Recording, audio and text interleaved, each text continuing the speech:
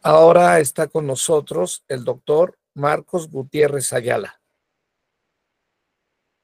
El doctor Marcos Gutiérrez Ayala es profesor investigador nacional del Sistema Nacional de Investigadores del Consejo Nacional de Humanidades, Ciencia y Tecnología. Actualmente es secretario de Investigación y Estudios de Posgrado de la Facultad de Derecho de nuestra alma mater, la Benemérita Universidad Autónoma de Puebla.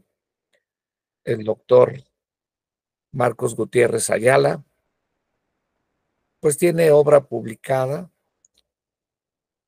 más de 8 libros, así como capítulos y libros que se le han publicado en revistas especializadas, tanto del contexto nacional como internacional. De sus participaciones ya le hemos publicado tanto en Dickinson como en Tirán-Loblanche, así como una próxima publicación en el libro que hemos coordinado de Tendencias Actuales del Derecho, que saldrá el próximo año y que ya ha sido evaluado en doble ciego. Bien, pues el doctor Marcos Gutiérrez Ayala nos va a obsequiar su conferencia respecto a la desconstrucción del Estado social, una visión heterodoxa. Adelante, doctor Marcos Gutiérrez Ayala. Muchas gracias, doctor Rafael Sánchez Vázquez. Como siempre, un gusto, un placer atender a su invitación a este encuentro académico internacional y nacional, retos y desafíos del Estado de Derecho Social Democrático. La verdad es que para mí es un gusto, siempre, es un placer participar pues con ustedes, a hacer patente esta invitación, y la verdad es que ahora nos toca el tema, la oportunidad de hacer una reflexión sobre un tema descriptivo, ¿no? Pero también de alguna manera cuantitativo respecto de la deconstrucción del Estado social, una visión heterodoxa, ¿no? Esta investigación justamente se encuadra, ¿verdad?, en los tiempos de los derechos, en los tiempos del derecho constitucional, en los tiempos del neoconstitucionalismo, en los tiempos que nos ha tocado vivir de la exigencia de los derechos, ¿no? Y la pregunta de interrogante, los derechos cuestan, ¿de acuerdo? Los derechos, una pregunta y una afirmación, ¿no?, que de alguna o de otra manera pues se ve reflejada en esta visión precisamente de la línea de investigación en materia constitucional, en materia de derechos humanos, en materia de derecho tributario, en materia de gasto público, en materia de derechos sociales y, por supuesto, en materia del Estado social. Sin duda, creo que es un análisis, ¿no?, reflexivo, por supuesto, que va más allá de lo que conocemos generalmente del el Estado social de derecho, ¿no?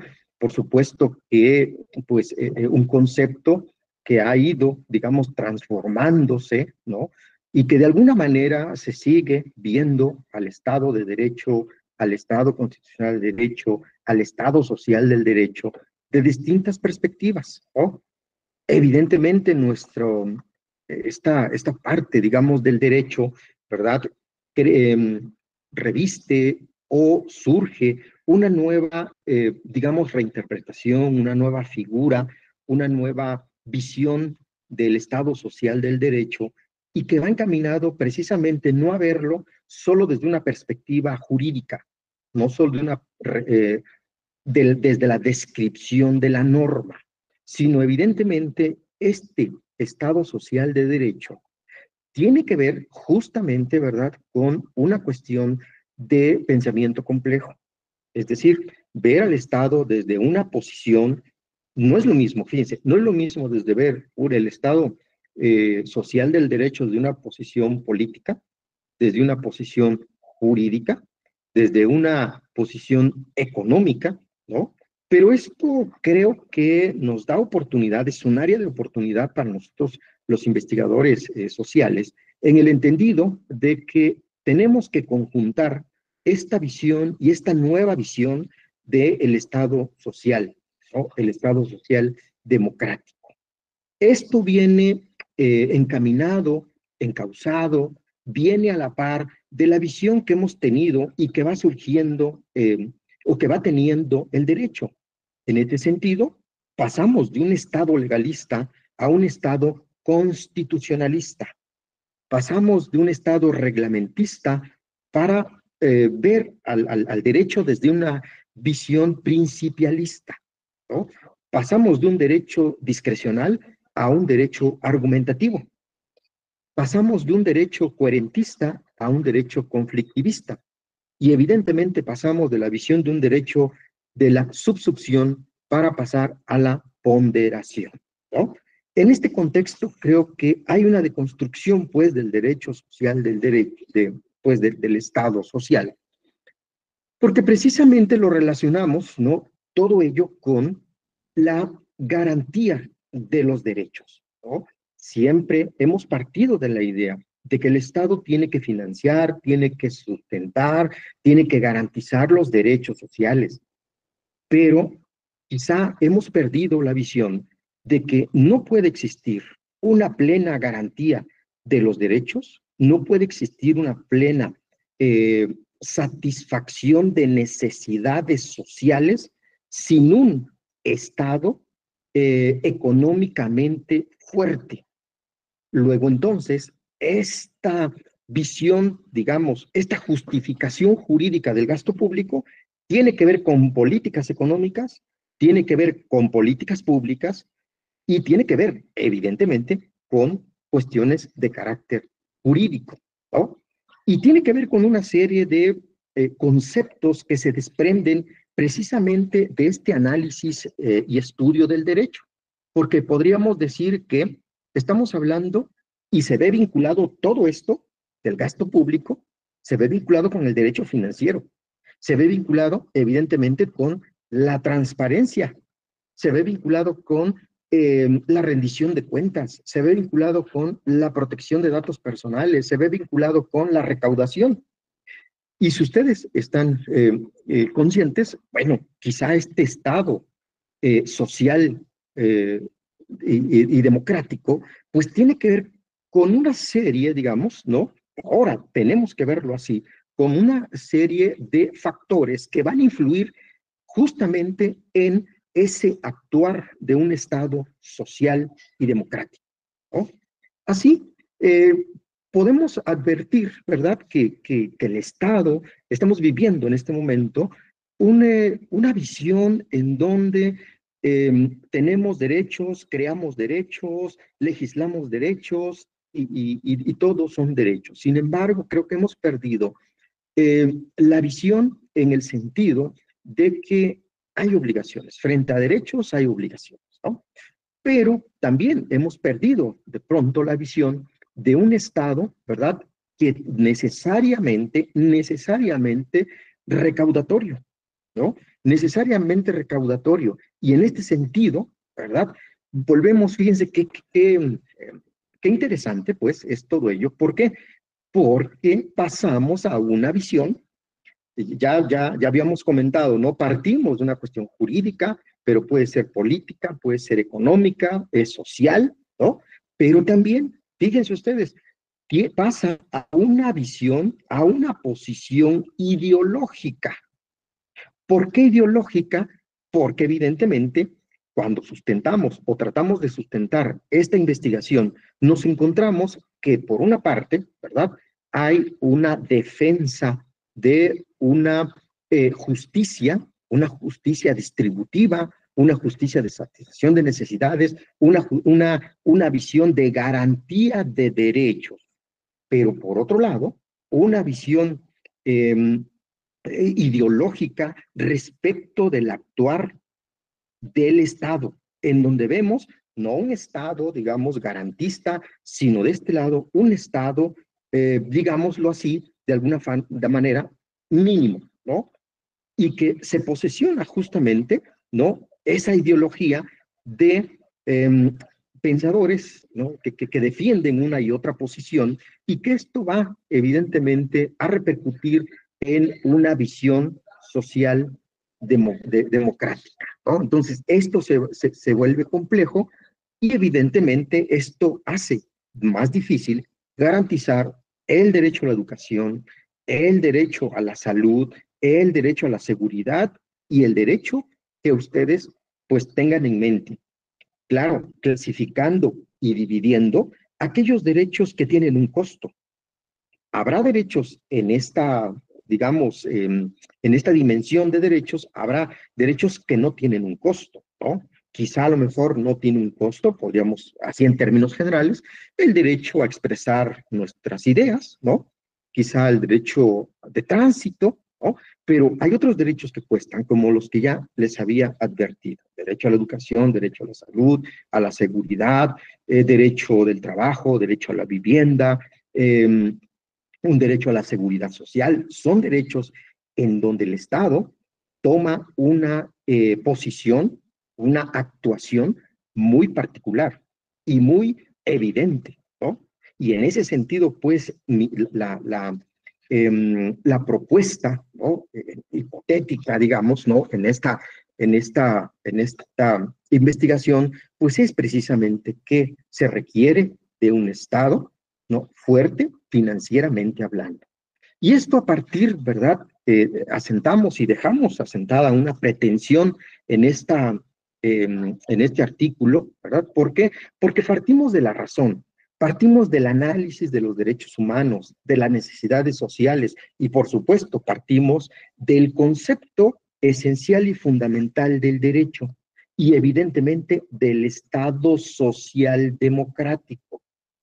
Y miren ustedes, a partir de la Segunda Guerra Mundial se advierten dos fenómenos interesantes y creo que todos hemos sido testigos de ello. Uno, son los derechos humanos y dos, es el giro argumentativo del derecho. Bajo esa perspectiva, ¿verdad? O partiendo pues de este contexto, podemos advertir tres dimensiones en materia de este tipo de derechos. Una dimensión normativa, una normación analítica y evidentemente un contexto holístico de el tratamiento de estos derechos, ¿no? Y en ese sentido, ¿no? Y ya se los advertía en esta observación del fenómeno, podemos visualizar ese recorrido que ha tenido el derecho, ¿no? Esa visión, esas teorías del derecho que evidentemente nos han permitido, ¿verdad?, ver precisamente al derecho desde otra perspectiva. Tiene que ver precisamente con esa garantía de derechos establecida en la Constitución. Es decir, no solo vemos ahora la legalidad, ¿no? Si hablamos del gasto público, pues nos vamos a remitir al 31 constitucional, en donde está justificado los impuestos, las contribuciones, a partir de una visión evidentemente de proporcional, equitativa, pero de gasto público. Y ahí empieza precisamente cuando hablamos de que el derecho ya no lo vemos como una cuestión reglamentista, sino una visión basada en principios. Y el gasto público es un principio constitucional que debe observarse. ¿Tendiente a qué? A esa visión transformadora del Estado social democrático. Evidentemente que tiene que ver en el sentido de que ponderar las necesidades sociales y evidentemente frente a otros derechos, ¿no? Precisamente al derecho y justificar esta ponderación a partir de una perspectiva argumentativa, ¿no? Entonces, podemos pues advertir en este sentido, ¿no?, que hay una deconstrucción de este Estado social, ¿no? ¿Por qué? Pues porque se requiere necesariamente no solo ver a este derecho como una norma, ¿no?, como un dogma, sino ver al derecho y en materia de una perspectiva social, tenemos que ver al derecho a partir de un principio económico, a partir de un derecho financiero, a partir de una política pública del Estado. un estado de necesidad. Y evidentemente esto tiene que ver precisamente con derechos sociales, garantía de derechos sociales, y los derechos sociales tienen que ver con servicios públicos, y los servicios públicos tienen que ver con gasto público, y el gasto público hay una justificación jurídica, pero también económica, que sería el gasto público. ¿De acuerdo? En este sentido, pues, creo, y la propuesta, ¿verdad?, hipotética que nosotros advertimos, que todo está basado en una, sí, en una posición económica del Estado, pero también en una estructura y razón práctica del derecho, ¿no? Y cuando digo una visión práctica del derecho, ¿no?, estamos hablando de una ética práctica, estamos hablando de una teoría de los derechos fundamentales, y a su vez, esta teoría de los derechos fundamentales con el fundamento filosófico del derecho y con la institucionalidad de los derechos. Y tres, ¿no?, con la aplicación e interpretación de los derechos fundamentales y de los derechos sociales. Evidentemente, es muy importante destacar que el derecho conlleva a la libertad, pero también sí podemos ponderar la libertad con la garantía de los derechos sociales, ¿no?, con la obligación de contribuir. Y en este escenario, pues surgen lo que ya les había comentado en el contexto de este artículo. Surge la teoría política liberal y la teoría política social, ¿no? Una sustentada desde una visión de John Rawls y la otra de Robert Nozick, en donde concentra al Estado mínimo. Y esto evidentemente confluye en un Estado liberal del derecho y en un Estado social del derecho, lo que conlleva justamente a lo planteado en este artículo, ¿no? Y a partir de la Segunda Guerra Mundial también viene un Estado gestor, ¿no?, que da paso a un Estado proveedor. En el 1960 se habla de un Estado social que viene a degenerarse, según algunos autores, como un megaestado. Y evidentemente surge también un Estado fiscal, en donde precisamente conlleva un poco al planteamiento que yo les he estado comentando, evidentemente, con la contradicción de un Estado mínimo. Concluyendo, plantear estas conjeturas como conclusiones, ¿no? La garantía de los derechos sociales y que da paso, digamos, sustento y fundamento a un Estado social democrático, tiene que ver, primero, con una problemática no solo económica, sino una problemática sociodemográfica. México ocupa la posición 11 dentro de las naciones más pobladas en el mundo. El Estado mexicano tiene la recaudación, una recaudación importante, que evidentemente ha tenido un repunte, pero que sigue estando por debajo del promedio de los países de América Latina y el Caribe. Pero además tiene otro problema, la complejidad normativa, ¿no? Y esto tiene que ver evidentemente con todo el problema para poder pagar o contribuir a un Estado y evidentemente fortalecerlo financieramente. Fíjense, otra conclusión, problemas de corrupción, transparencia, ¿no? Transparencia y corrupción. México en 2019 estaba en la posición 130 de 180 países. En el 2020 pasa de 130 a 124. ¿Esto qué quiere decir? Bueno, que disminuye un tanto cuanto la corrupción, pero sigue siendo un factor determinante en el manejo de los recursos, en la buena administración de los recursos financieros. Y bueno, otro dato fundamental es justamente cuando yo planteaba los derechos cuestan, y sí, sin duda, sin lugar a dudas, ¿verdad? Un estudio del Instituto Mexicano de la Competitividad en el 2022 da muestras de esta situación en particular.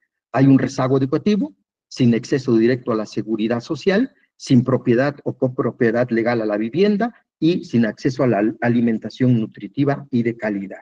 Y esto arroja índices evidentemente fuertes que ponen en una, o sitúan a México en una posición complicada.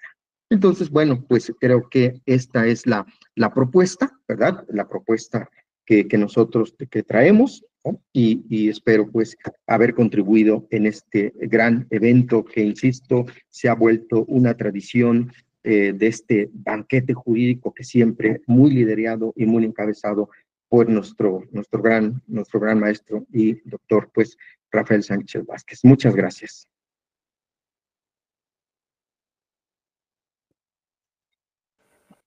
Muchísimas gracias, estimado doctor Marcos Gutiérrez Ayala. Realmente ha sido una excelente exposición y, como siempre, le refrendo mi afecto, mi admiración y agradecimiento. Y un fuerte aplauso y abrazo